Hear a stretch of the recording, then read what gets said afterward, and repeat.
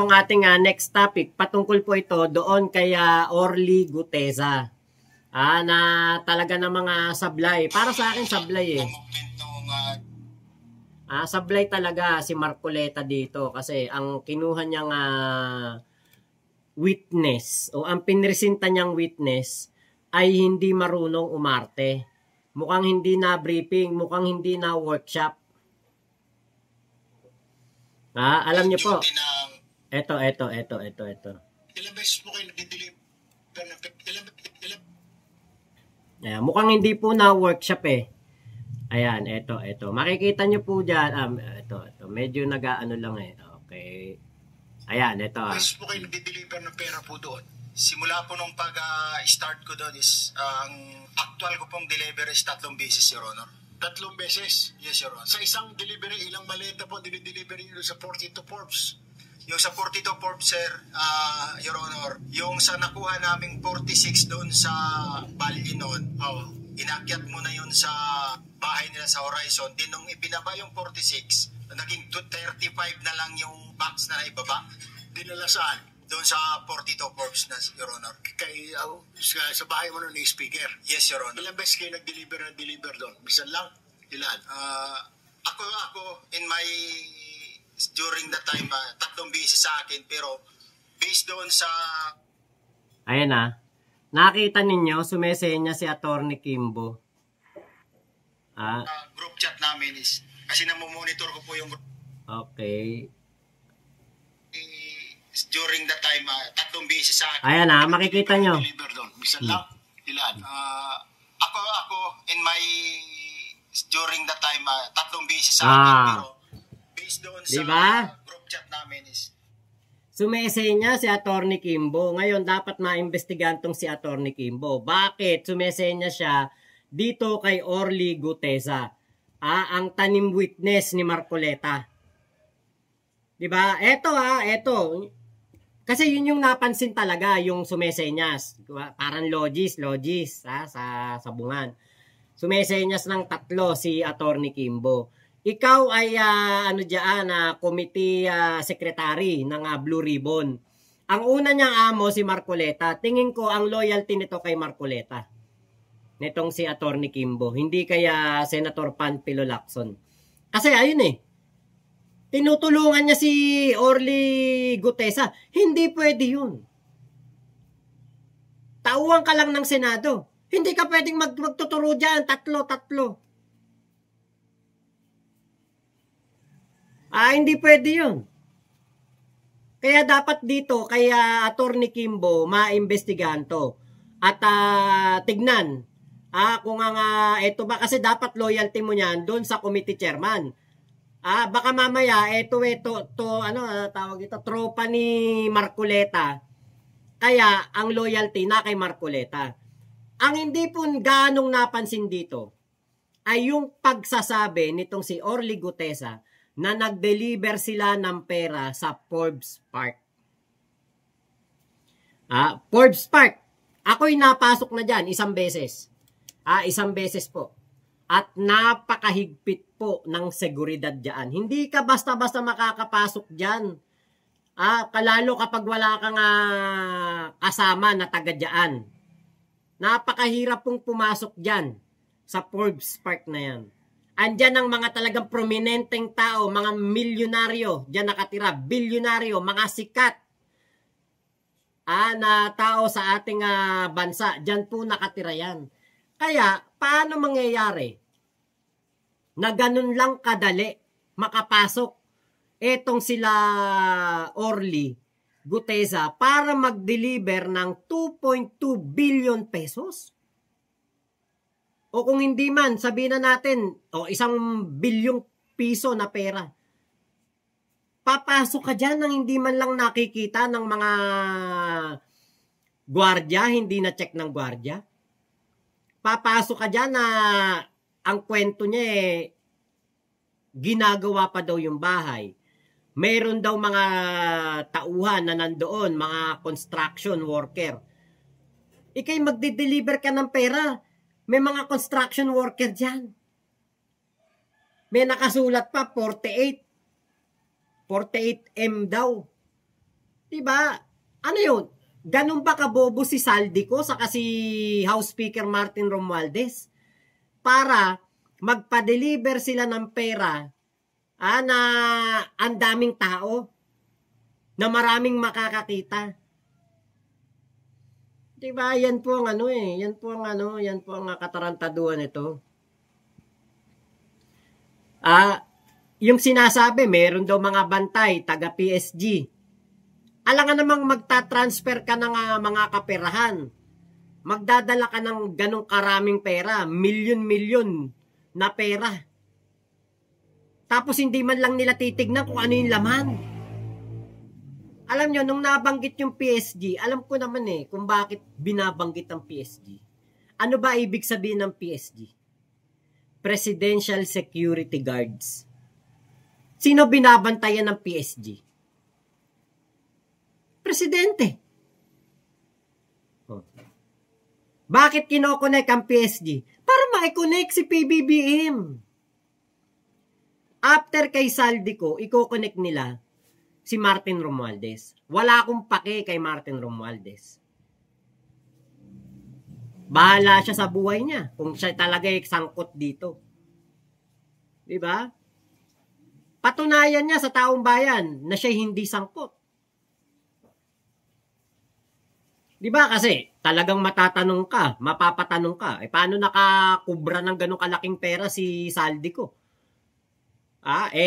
Kung hindi dahil dito kaya Martin Romualdez, parang ganun yung dating.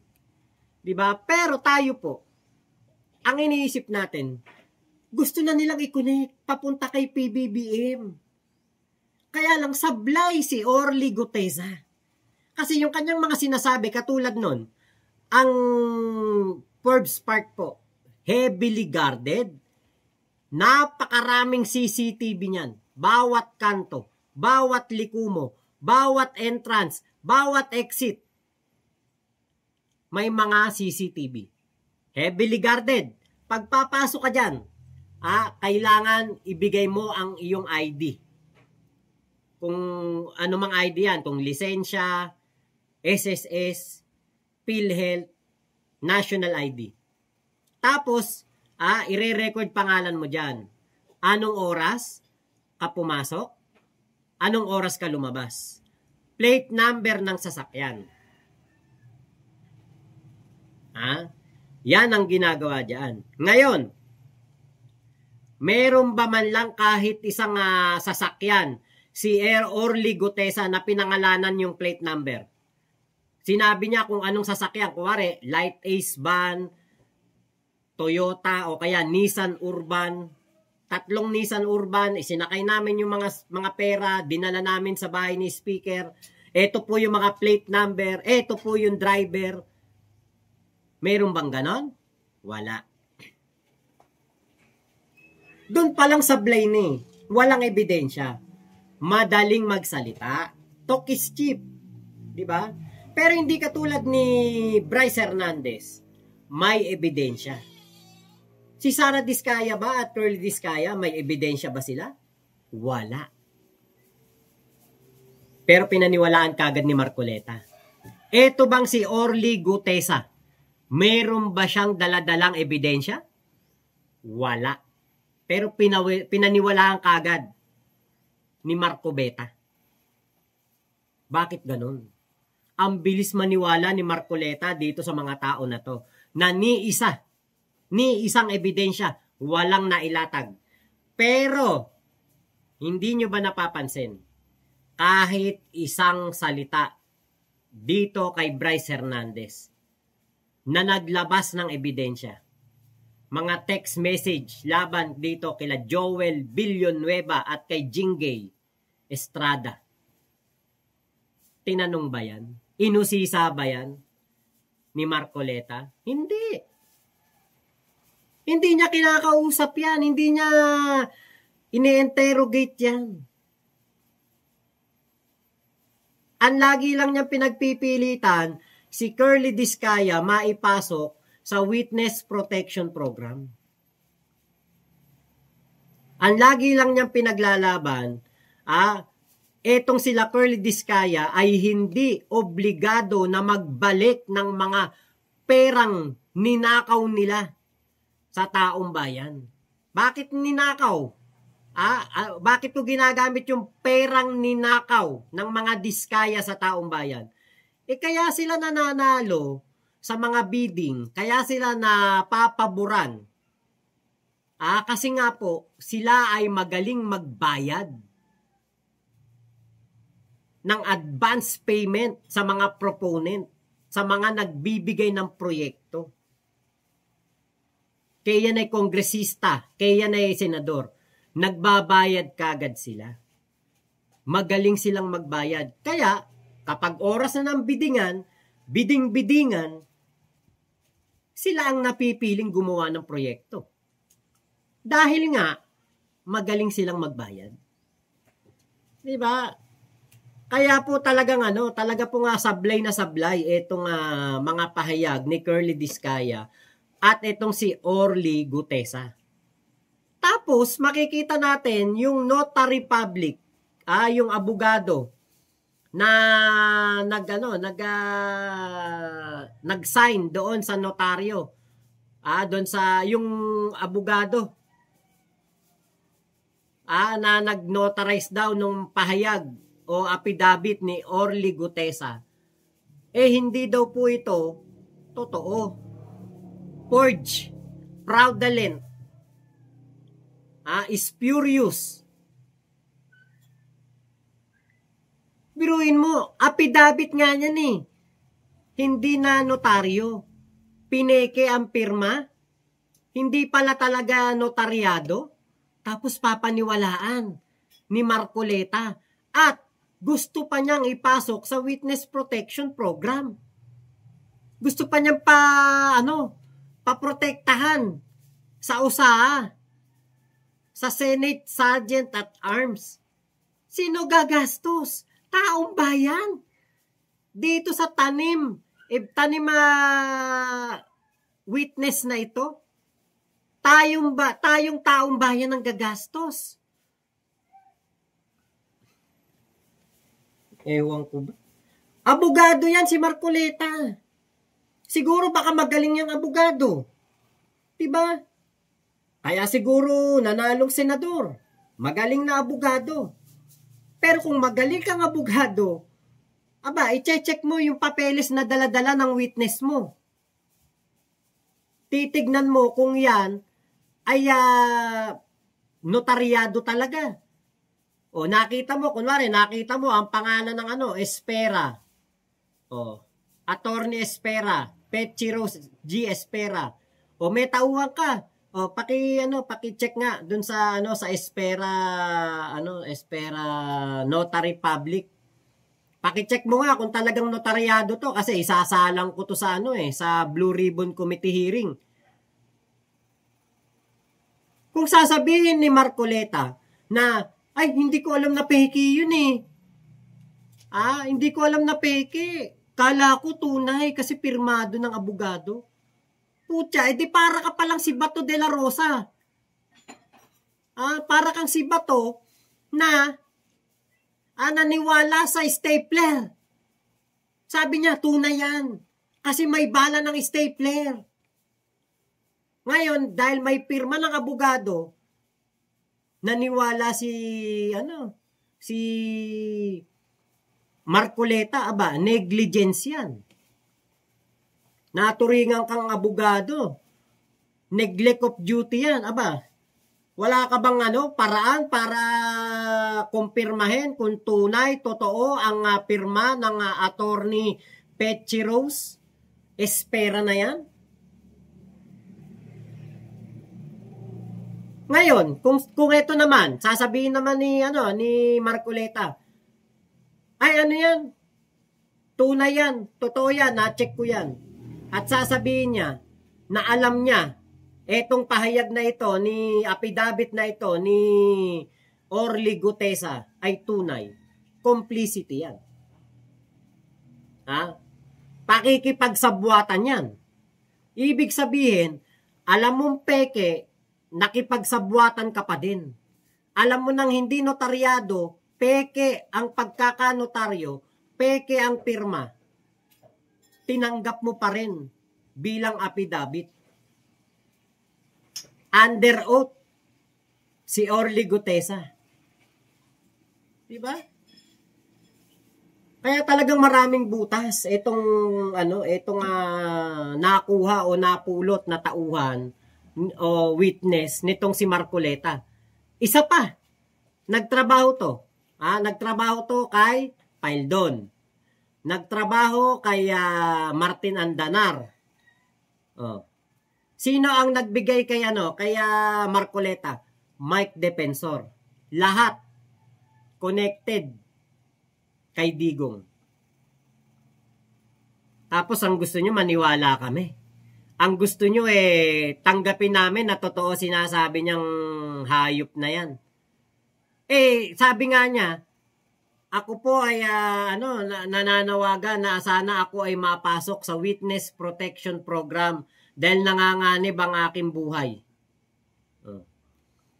Sabi niya rito, ako po ay nagnanais na mapasa sa ilalim sa Witness Protection Program dahil alam ko na mapanganib ang buhay ko at ang aking pamilya sa ginawa kong paglalahad na ito. Ano sabi ni Marcoleta nung sabi ni kasi parang nagpapaastig si Orly Gutesa. Sabi ni Orly Gutesa, hindi ko na po kailangan ng bantay witness protection kasi kaya ko naman pong protektahan ng sarili ko. Tinanong ni Bato kung may kargada, kung may baril Meron daw, may permit to carry, lisensyado. Sabi ni Marcoleta, biglang sumisingit. May motion kami dito para ipasok ka sa witness protection program para makatulong sa'yo. Sabi ni Orly? Hindi na po, hindi na. Diba? Booking.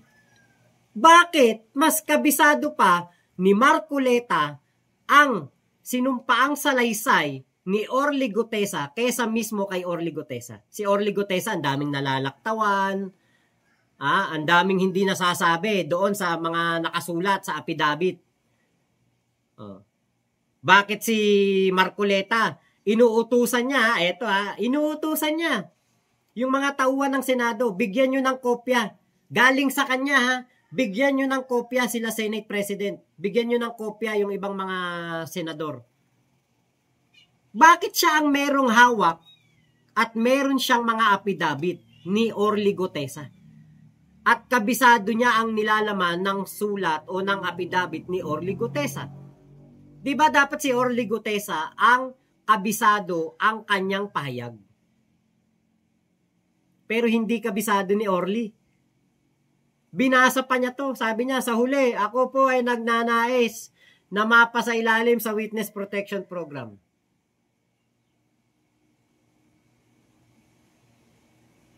Tapos biglang magyayabang, hindi na. Hindi na, may baril ako. O sabi ni Bato, yan ang Marines. Pero sa totoo lang, kahihiyan sa Marines yan.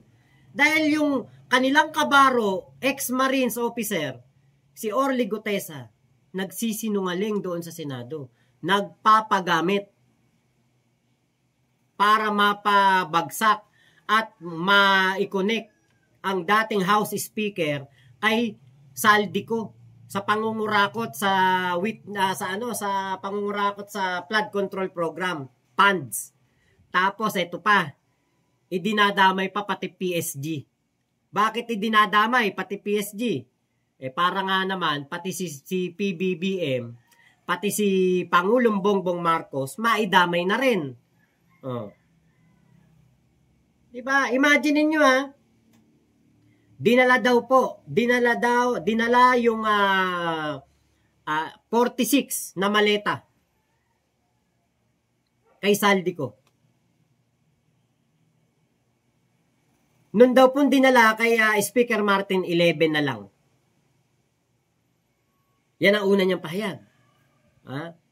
Tapos, sumunod na pahayag niya, nung kinakausap na siya ni Erwin Tulfo, from 56th floor ng Horizon Residence, ibinaba daw nila yung mga maleta. Ilan ang dala nila? 35. Yung 35 na maleta na yon, dinala daw sa bahay ni Speaker Martin Romualdez. So parang ang dating sa hatian ng kurakot, nung basura, tinatawag nilang pera na nasa maleta, basura tawag nila. Ha? Kukunin, dadalhin kay Speaker Martin, mas malaki parte. Ngayon, eto. Ang mga lahat po lahat ng elevator sa mga residence, sa mga condo, mall, opisina, mga tower, lahat yan, gwardyado. Lahat yan may CCTV. Pero bakit ni isa man lang na CCTV footage, wala man lang maipakita si Orly? Doon pa lang sa sinabi niya, yun daw 11 na maleta, dadalhin daw kay Speaker. Excuse me po Dadalhin daw kay Speaker yung 11 na maleta. Pero ang dinala nila 35. Putya, agaw pansin yun. Yung magdala ka nga ng 46 na maleta, agaw pansin na yan kasi napakaraming makakakita. Ngayon, ibababa mo ulit, 35 na maleta, dadalhin mo sa Forbes Park. Heavily guarded. Pinaka-prominente, pinaka-secured na lugar sa Metro Manila. Dahil po nandiyan ang mga sikat na tao, mga mayayaman, mga artista. Tapos hindi man lang natin malalaman kung ano yung plate number ng sasakyan, Nissan Urban. Wala man lang nakapag-selfie na may mga maleta, may tatak na 48 million doon sa loob ng van. Tapos sabi niya 3 beses daw sa loob ng 1 linggo kung mag-deliver siya ng pera doon kay Speaker Martin.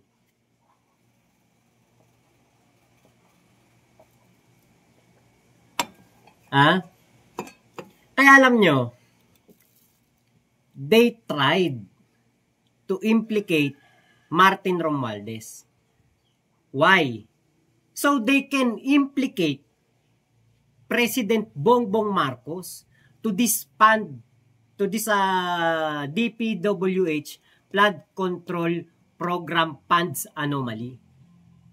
Pag na-implicate na nila si Martin Romualdez, napakadali na i-implicate si PBBM. Bakit? Pinsan niya yan gano'n lang kadali sabihin ng mga DDS yan. Alam na kung bakit bilyon-bilyon ang parte ni Martin Romualdez. Kasi kaparte din dyan si PBBM. Gano'n lang kadali. Diba? Kaya po, talagang etong issue na ito, wala itong ibang tutumbukin. Etong mga DDS Duterte dogs sa Senado. Kung hindi, isangkot si PBBM sa mga anomalya, isangkot si PBBM sa mga flood control projects anomalies. Para nga naman, maiupo na nila si Sara Duterte. Para ang mga kaso katulad ni Harry Roque, ni Bantag, ni Tebes, at baka pati si Digong mapauwi pa ng Pilipinas. Yung mga kaso ng mga kaalyado ni Digong, lahat mabasura na kapag si Sara na ang presidente ng ating bansa. Kaya lang, nakakaawa ang ating bansa niyan kapag nangyari yan. Bakit? Para tayong ginigisa sa sarili nating mantika, tapos tumalon pa tayo dun sa kawali. Umalis tayo dun sa kawali, dumiretso tayo dun sa apoy. Dahil si Sara Duterte ang reyna ng mga kurakot. Si Sara Duterte ang isa sa pinakakurakot na mayor sa Davao City. Kasama tatay niya. Bakit? Intelligence at confidential funds.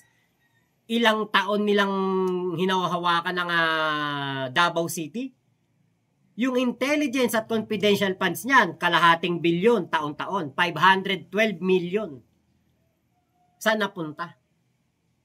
Kung dito nga sa DepEd, merong Mary Grace Piatos, may Kokoy Villamin, may Juan Miguel Uwishi. What more pa kaya doon?